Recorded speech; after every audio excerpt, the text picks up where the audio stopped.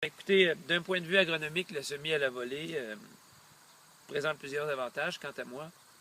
D'abord, le blé d'automne sur le blé de printemps, c'est indéniable, la conservation de la ressource sol. On a des problèmes d'érosion pendant l'hiver. Alors, avec la couverture du sol, le blé d'automne est nettement en avance.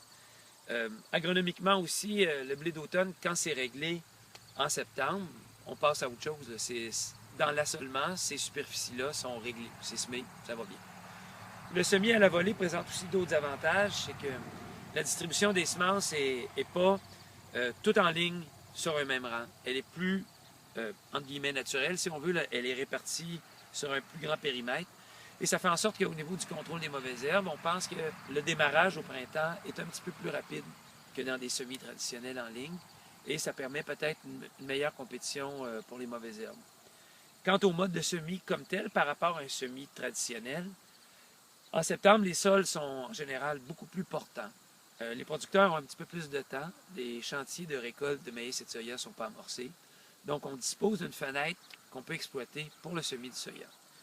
Si on prend le risque de semer en post-récolte du soya, c'est toujours possible de le faire. Toutefois, on ne sait pas les conditions au niveau de la portance. Il va peut-être y avoir des périodes de précipitation. Donc, nous, on préfère un semis plutôt tôt que tard.